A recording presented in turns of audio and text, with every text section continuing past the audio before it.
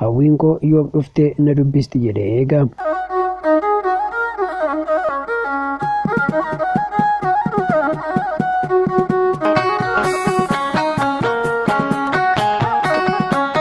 Intalli isaa gidiraa isarra ga'aa jiru obsitee ilaaluu dadhabdee of ajjeesteetti. Inni garuu kana hin dhageenye. Hawwiin koo yoom dhuftee na dubbisti jedhe eega. Maammush Lulii jedhama.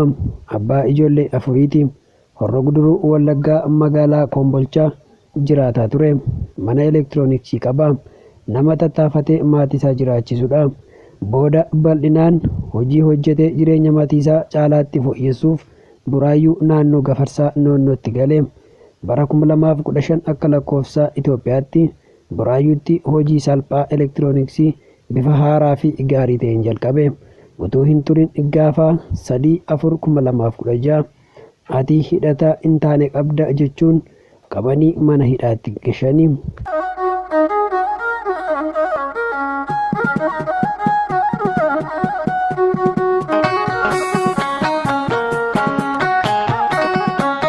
Kunoo waggaa tokkoo fi walakkaa oliif utuu mana murtiitti hin dhiyaatin murtoo fi gaaffii tokko malee mana hidhaatti gidirfamaa jira.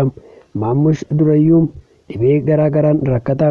Dhukkuba narvii hamaa ta'ee fi dhibee ijaa qaba.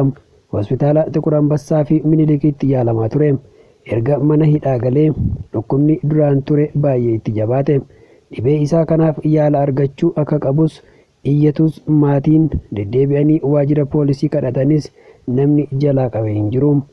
Jalqaba waajjira poolisii Gafarsa Noonnootti hidhanii achi booda waajjira poolisii Kattaatti dabarsanii booda kallattii maatiin dubbisuu fi hin mijanne gara laga Xaafootti dabarsanii ija maatii duraa miliqsanii.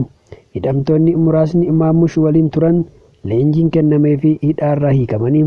Inni garuu utuu dhukkubaan rakkatu utuu siree mana hidhaarraa guyyaa guutuu ciisu namni yaa abbaa kanaa ittiin jedhe hin jiru.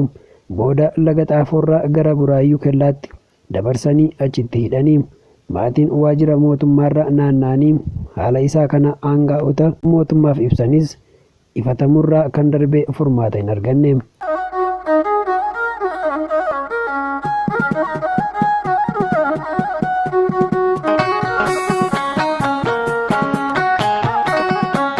Baay'ee kan nama gaddisiisu mucaa hangafaa isaa kan taate Hawwii Maammush umuriin ishee waggaa 18 barattuu kutaa 11ffaa kan taate gidiraa abbaa isheerra gahaa jiru irratti deddeebitee aaruu irraan kan ka'e obsa fixattee gaafa 21/6/2017 qoricha dhugdee of ajjeefte. Maammush kana quba hin qabu. Hawwiin koo yoom dhuftee na dubbisti jedhee eega. Hawwiin intala hangafaa isaatii baay'ee jaallata. Bakka guddaa geessee arguuf hawwiidhaan ishee eegaa jira. Isheen garuu awwaalamtee biyyootti makamteetti. Maatiin gadda kana mana hidhaa keessatti yoo itti himne sammuu isaa dhabuyyuu ni danda'a jedhanii sodaatu.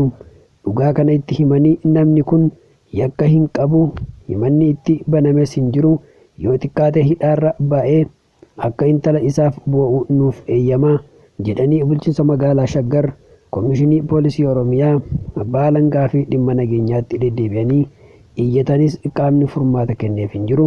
Kan gaddeef kan birmateef hin jiru.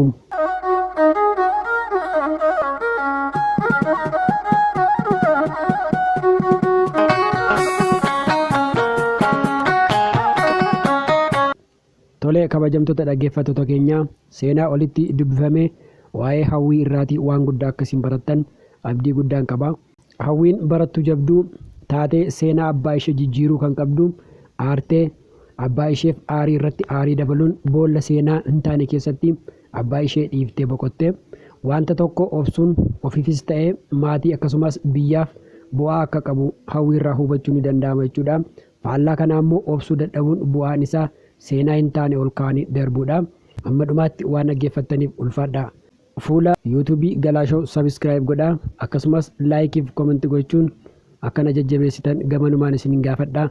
Haga dhumaatti waan dhaggeeffattaniif ulfaadha.